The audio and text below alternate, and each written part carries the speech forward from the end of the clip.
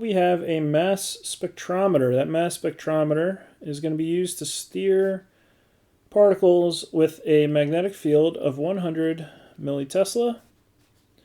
It is using an electric potential difference of 1,000 volts or 1 kilovolt.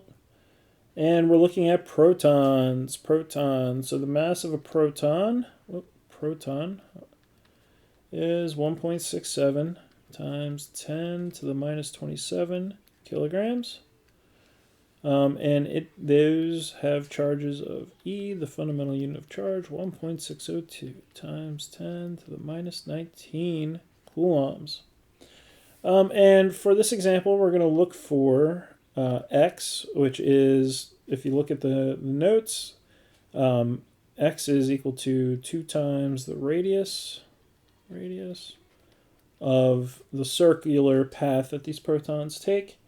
And this is going to be a two-parter where we're also going to look at a mass to charge ratio of an unknown particle. And so the first part, we derived an expression for X of 2 over the magnetic field strength times the square root 2mv times, divided by Q, not 9. So that's Q there, Q up here. And so this is 2 over 100 times 10 to the minus 3 teslas. Basically, at this point, you can just kind of plug everything in and go.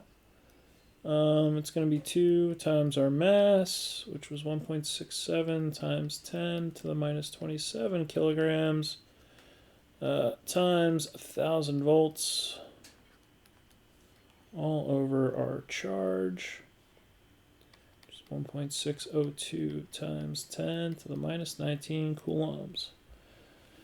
And if you plug all this in, you get 0.09 meters or 9 centimeters. And again, if I sketch out our mass spectrometer here, right, the protons, whatever particle you're interested in, enter going vertically up into a uniform magnetic field, and they are going to get curved and then impact a sensor over here somewhere.